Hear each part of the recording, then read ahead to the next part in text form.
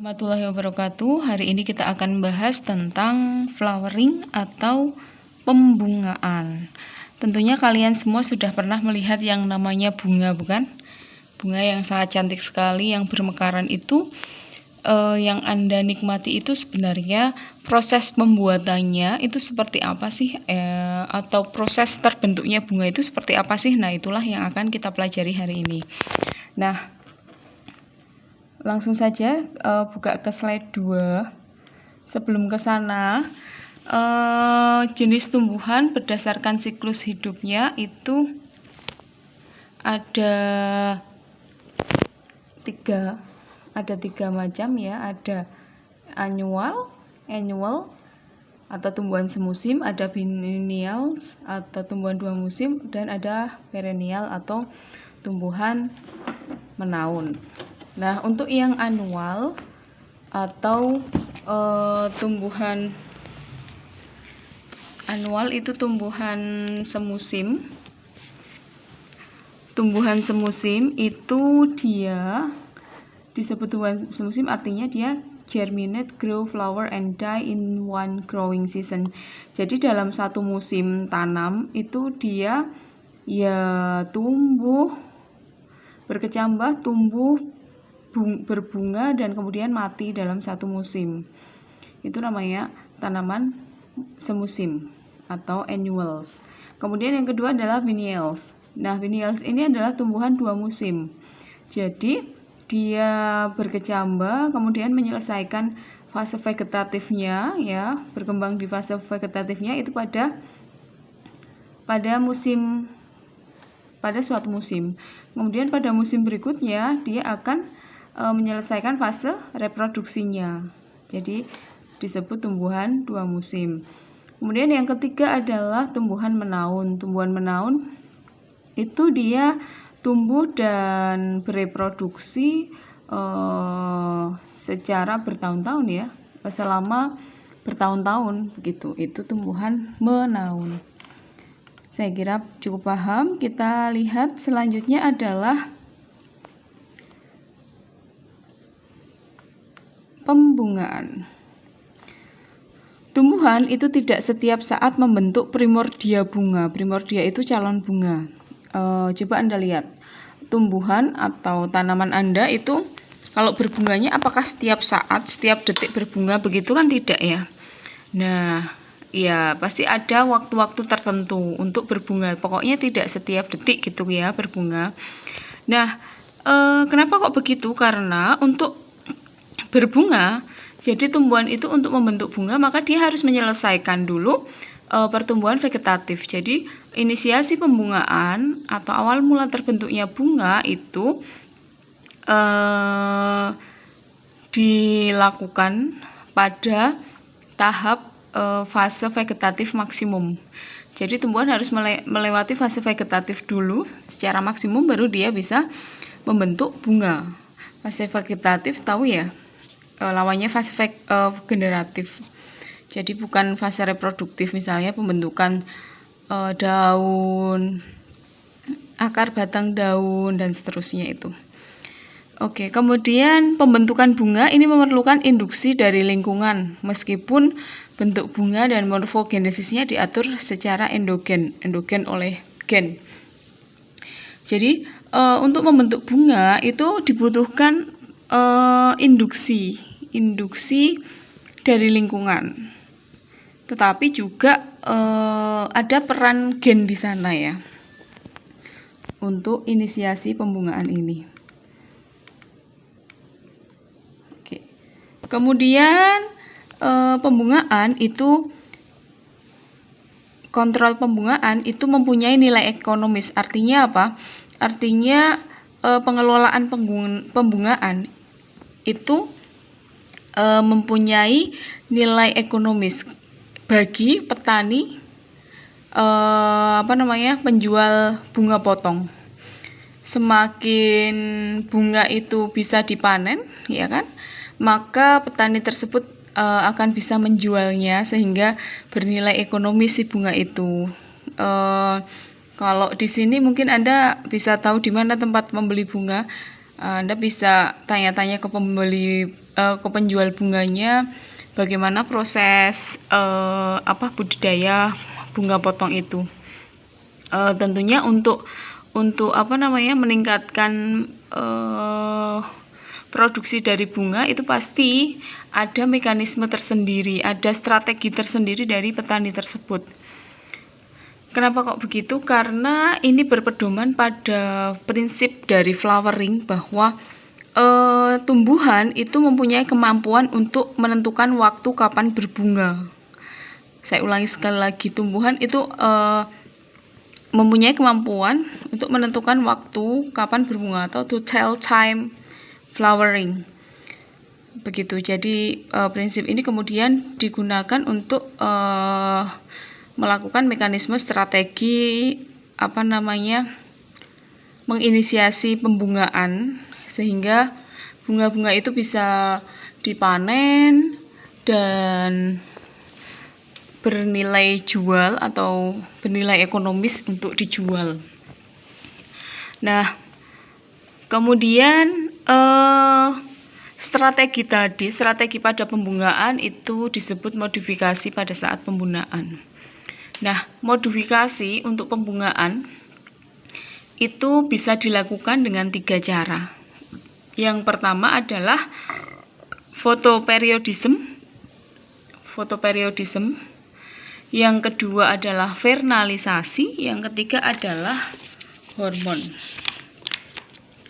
Nah, kita lihat yang pertama dulu adalah fotoperiodisme.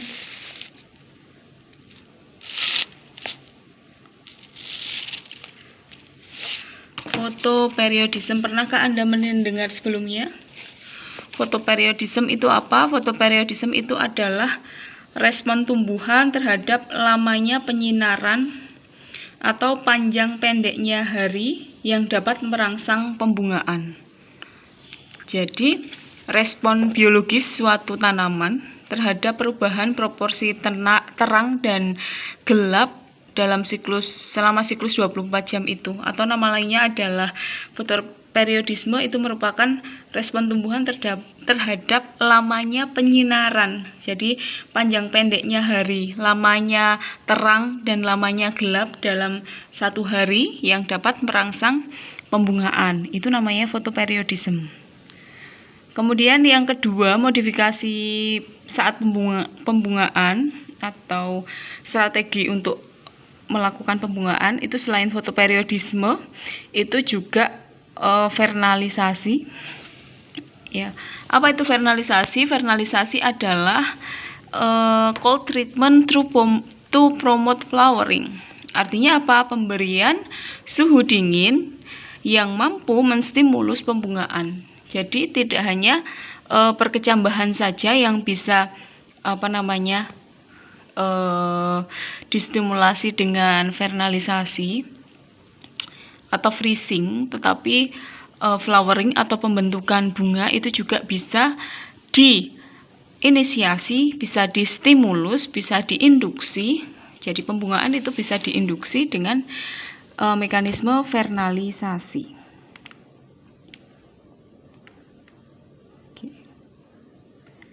Selain itu ada hormon juga, ya, hormon itu disebut florigen. Ya, jadi hormon-hormon yang berperan untuk menginisiasi adanya pembungaan.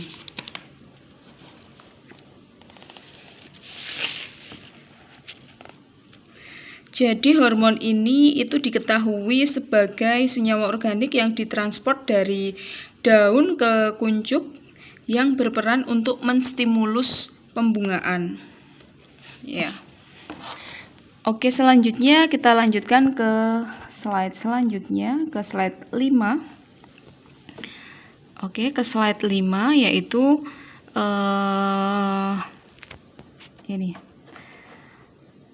ini perkembangan suatu tanaman itu adalah dari fase juvenil ke reproduktif, ya. Fase juvenil itu fase awal perkembangan, ya. Jadi juvenil dulu, baru ke fase vegetatif, baru ke fase reproduktif. Ini fase pertumbuhan dan perkembangan dari tumbuhan. Nah, syarat untuk terbentuknya bunga, jadi bunga itu bisa terbentuk itu ada syaratnya. Ya, ada syaratnya. Apa saja? Yang pertama, harus mencapai fase vegetatif tertentu.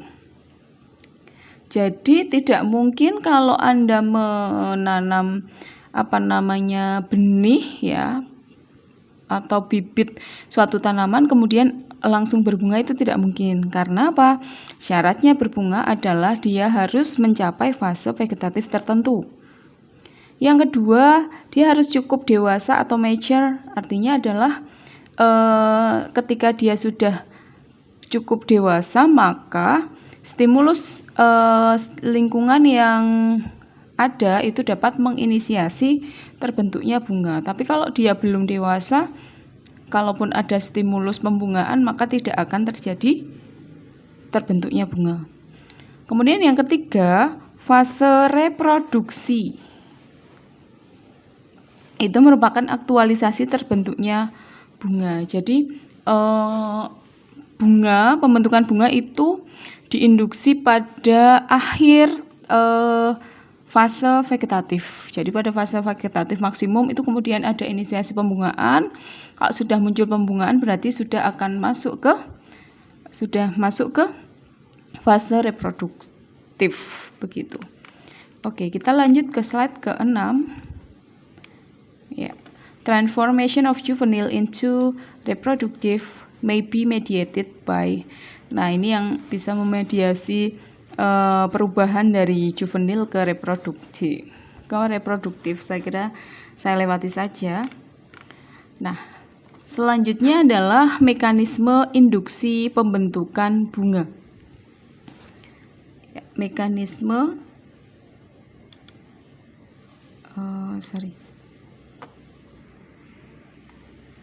Oke, baik. Selanjutnya adalah mekanisme induksi pembentukan bunga. Nah, di sini dijelaskan bahwa pembentukan bunga merupakan transisi dari fase vegetatif ke fase reproduktif. Induksi pembentukan bunga itu berkaitan dengan faktor gen dan faktor nutrisi. Saya ulangi sekali lagi, induksi pembentukan bunga itu berkaitan dengan faktor gen dan faktor nutrisi. Yang pertama dulu, induksi itu cara apa? Penginisiasian pembentukan bunga. Awal mula apa yang menstimulasi pembentukan bunga itu induksi atau pemacuan pembentukan bunga. Nah, induksi pembungaan itu berkaitan dengan faktor gen. Kenapa kok begitu? Karena aktivasi dari gen pembungaan atau flowering gen secara bertahap pada waktu itu terjadi pada waktu pertumbuhan vegetatif maksimum. Saya ulangi sekali lagi. Aktivasi gen pembungaan itu terjadinya pada saat tumbuhan itu berada pada fase vegetatif maksimum. Kemudian faktor yang kedua yang mempengaruhi induksi pembentukan bunga adalah faktor nutrisi. Kenapa kok begitu? Karena pembungaan itu butuh nutrisi. Pembungaan itu, proses pembentukan bunga itu membutuhkan alokasi asimilat, ya, hasil dari asimilat ke bagian apikal untuk membentuk fase reproduktif. Jadi bagian kuncup ya, bagian kuncup untuk dia bisa terinisiasi menjadi bunga, dia butuh adanya nutrisi. Nutrisinya dari mana ya? Dari hasil asimilasi yang ditransport ke ujung, karena bunga itu adanya di ujung kan ya. Ya, jadi dari tempat diproduksinya asimilat kemudian akan ditransport ke bagian pembentukan bunga. Oke, kita lanjutkan ke slide ke-8. Proses pembentukan bunga. Oke. Mekanisme induksi bunga itu, jadi induksi bunga itu merupakan masa transisi dari fase vegetatif ke reproduktif. Ini berkaitan dengan gen dan nutrisi tadi. Ekspresi gen pembungaan itu terinduksi pada waktu fase vegetatif maksimum. Jadi pada waktu tumbuhan itu berada pada fase vegetatif maksimum, maka gen pembungaan itu akan terekspresikan. Nah, pembungaan itu juga memerlukan bahan organik untuk dimetabolismekan ya, untuk proses pembentukan bunga tadi. Jadi dia butuh nutrisi. Kemudian kontrol pembungaan mempunyai nilai ekonomis tadi sudah. Kemudian ada kemampuan tumbuhan untuk menentukan waktu kapan tumbuhan tersebut berbunga, sehingga kita bisa memodifikasi kondisi untuk mendapatkan bunga sesuai dengan yang kita harapkan, sehingga bisa khususnya petani bunga itu bisa memanen bunga dengan waktu yang lebih cepat dan dalam jumlah yang banyak. Oke. Nah, mekanismenya modifikasi pembungaan itu ada tadi ya, fotoperiodisme, kemudian ada hormon, dan ada vernalisasi. Oke. Selanjutnya ke tahap-tahap pembentukan bunga. Nah, di tahap-tahap pembentukan bunga ini ada beberapa tahapan, 1, 2, 3, 4, 5, 6. Ada 6 tahapan ya. Ini seringkali saya keluarkan di ujian. Saya nggak tahu besok apakah dikeluarkan atau tidak di Anda. Yang pertama, tahap-tahap pembentukan pembungaan. Yang pertama adalah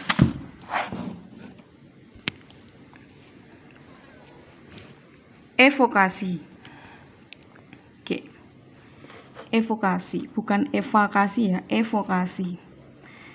Evokasi itu merupakan perubahan karakteristik meristem apikal. Nah, meristem apikal ini adalah meristem yang nantinya akan membelah, kemudian membelah banyak selnya, kemudian akan berdiferensiasi menjadi bunga. Ya, itu meristem apikalnya yang akan nantinya menjadi bunga.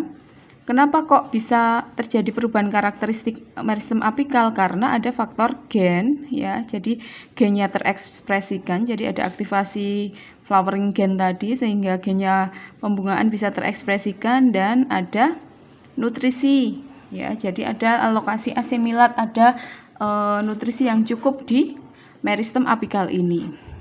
Itu namanya evokasi. Kemudian fase atau tahapan pembentukan bunga yang kedua adalah inisiasi bunga. Kalau sudah terjadi perubahan karakteristik di meristem apikal, maka selanjutnya akan terbentuk kuncup bunga atau kuncup reproduktif. Ya. Oke, ini sama saja, keterangannya bisa Anda baca sendiri. Setelah terbentuk kuncup, maka terjadi perkembangan kuncup bunga menuju pemekaran bunga. Nama lain pemekaran bunga itu antesis. Jadi di tahapan ini, tadi kan terbentuk kuncup ya, tahapan sebelumnya. Nah, di tahapan setelah perkembangan kuncup ini, maka kuncupnya akan terdiferensiasi menjadi bagian-bagian bunga. Gitu. Kemudian kalau sudah, akan terjadi tahap pemekaran bunga atau antesis. Nah, pada tahap antesis ini proses yang terjadi adalah perkembangan warna bunga, perkembangan aroma bunga. Makanya ada bunga yang wangi, ada yang bunga yang enggak wangi, ada yang biasa saja. Kemudian ada perkembangan warna bunga tadi, kemudian perkembangan aroma sehingga bisa menstimulus atau menstimulasi dari serangga, bisa melakukan penyerbukan, sehingga dalam proses pemekaran ini kalau sudah terjadi bunganya sudah mekar, maka bagian-bagian bunga itu sudah siap diserbuk, sudah siap untuk melakukan proses penyerbukan.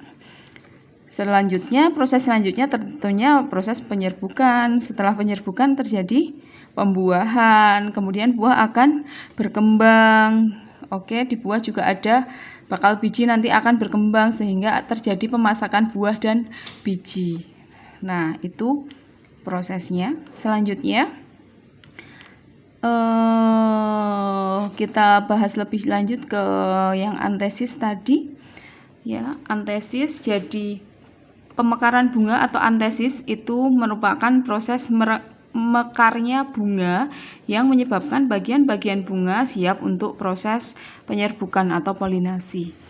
Biasanya berkaitan dengan perkembangan warna bunga dan aroma bunga. Pemekaran bunga itu bisa terjadi karena adanya rangsangan dari luar, bisa suhu, intensitas cahaya, dan seterusnya. Selain itu juga karena dia mekar sendiri. Jadi bunga itu bisa mekar bisa karena faktor luar, bisa karena faktor dari dirinya sendiri tanpa ada rangsangan dari luar. Kemudian perubahan fisiologis yang terjadi pada waktu bunga mekar ya. Perubahan fisiologis yang terjadi pada waktu bunga mekar atau bunga mengalami antesis itu ada yang pertama, dasar bunganya berhenti tumbuh. Dasar bunganya berhenti tumbuh. Kemudian penyerapan air berkurang ya karena sudah mekar, tidak butuh air lagi ya. Kemudian respirasinya meningkat dan terjadi kenaikan kadar minyak atsiri. Minyak atsiri itu merupakan hasil metabolit sekunder yang akan kita bahas di materi terakhir. Kita masih ada 4 materi. Oke. Kemudian evokasi. Evokasi itu tahap pertama ya. Tahap pertama pada tahap pembungaan. Mohon maaf ini slide-nya kok kebolak-balik ya. Mohon Anda jangan bingung. Nah, evokasi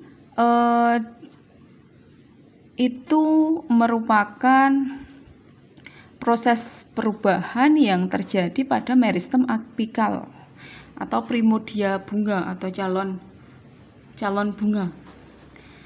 Nah, sinyal perkembangan yang menyebabkan floral evocation, jadi yang menyebabkan evokasi itu ada 2 ya, ada faktor dalam dan ada faktor luar.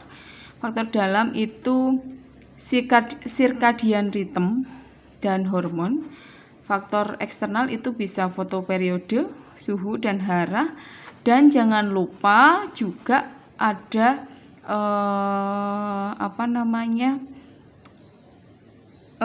peran dari ekspresi flowering gen atau gen pembungaan. Nah, interaksi antara faktor dalam dan faktor luar inilah yang menentukan waktu pembungaan. Jadi interaksi antara faktor dalam ini dan faktor luar inilah yang menentukan kapan sih waktu tumbuhan itu untuk berbunga. Oke. Ada yang tahu circadian rhythm itu apa? Circadian rhythm. Pernah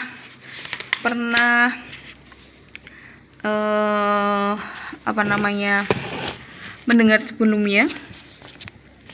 Ritme itu kalau di bahasa Indonesia namanya irama ya. Irama itu apa? Kejadian yang berulang-ulang dari beberapa fungsi, dan kalau circadian rhythm berarti periode irama. Artinya selang waktu antara kejadian-kejadian berulang yang dialami suatu titik pada daur tertentu. Jadi kejadian yang berulang-ulang pada waktu tertentu. Misalnya begini loh, circadian rhythm itu. Misalnya bunga pukul 4. Bunga pukul 4 itu biasanya berbunganya, atau bunga Wijaya Kusuma. Wijaya Kusuma itu biasanya berbunga pada jam berapa? Maka misalnya hari ini berbunga pada jam 8 malam. Maka besok juga akan sekitar jam itu dia berbunga. Besoknya lagi juga seperti itu. Nah, itu namanya circadian rhythm. Oke. Kemudian selanjutnya adalah antesis. Antesis tadi apa? Pemekaran bunga. Jadi proses mekarnya bunga. Ya, akibat dari mekarnya bunga adalah bunga tersebut siap untuk diserbuk atau siap untuk melakukan proses penyerbukan atau polinasi. Nah, proses fisiologisnya ketika pemekaran bunga tadi terjadi perkembangan warna bunga dan aroma bunga. Kemudian perubahan fisiologis sudah tadi ya, dasar bunga terhenti tumbuh, penyerapan air kurang, kemudian respirasi meningkat, dan kenaikan kadar minyak atsiri. Oke, faktor-faktor yang mempengaruhi mekarnya bunga. Faktor-faktor yang mempengaruhi antesis atau mekarnya bunga itu ada temperatur, ada tekanan udara, dan ada internal clock. Ini seperti internal clock itu kayak jam biologi ya, kayak circadian rhythm tadi ya. Ya, jadi ada yang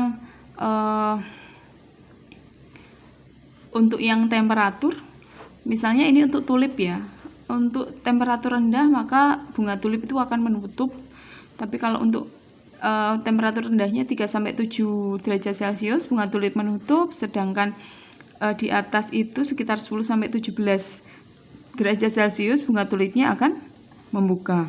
Kemudian ada tekanan udara, ada internal clock. Ini sudah ada contohnya, ada bunga yang tetap mekar, kemudian gugur, contohnya mawar. Coba Anda amati, bunga mawar itu setelah ada kuncup, dia mekar atau antesis, maka setelah mekar itu apa? Akan gugur, merotoli ya, merotoli satu-satu gitu. Bunga lain belum tentu seperti itu gitu. Kemudian yang ini, yang internal clock ini ya, jadi dia mekar secara periodik, misalnya bunga apa tadi, pukul 4 Wijaya Kusuma, seperti itu. Oke, selanjutnya adalah slide ke-14.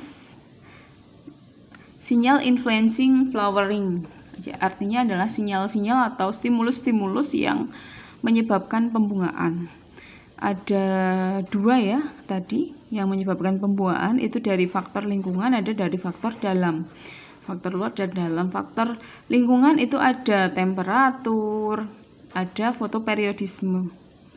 Fotoperiodisme itu menyebabkan tanaman itu dibagi, ada short day plant, ada long day plant, ada neutral day plant. Nanti kita bahas di bagian selanjutnya. Selanjutnya faktor genetik ya, faktor genetik itu jelas. Kemudian selain faktor genetik juga ada faktor endogen, yang ini berkaitan dengan circadian rhythm, dan ada hormon. Hormon secara umum yang berperan dalam pembungaan itu giberelin ya, yang sudah kita bahas, tapi ada hormon lain juga yang berperan. Oke. Selain itu ya, jadi ini kurang satu, yaitu vernalisasi. Apa itu vernalisasi? Vernalisasi adalah pemberian temperatur atau suhu rendah dalam jangka waktu tertentu, baik pada biji yang sedang dikecambahkan maupun pada keseluruhan tumbuhan untuk memacu pembungaan. Jadi vernalisasi itu sudah dulu juga kita bahas ketika kita membahas perkecambahan ya, dan pematahan dormansi. Nama lainnya vernalisasi itu freezing ya, dulu kita membahasnya dengan kata freezing. Jadi diberikan temperatur rendah dalam waktu tertentu, tidak sepanjang waktu gitu, enggak. Jadi waktunya tertentu. Oke. Selanjutnya kita akan masuk ke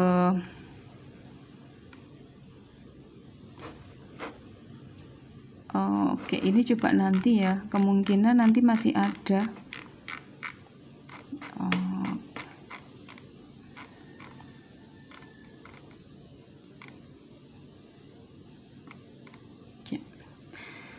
Tadi di sini disebutkan ada yang namanya istilahnya short day plant dan long day plant. Artinya tanaman hari pendek dan tanaman hari panjang.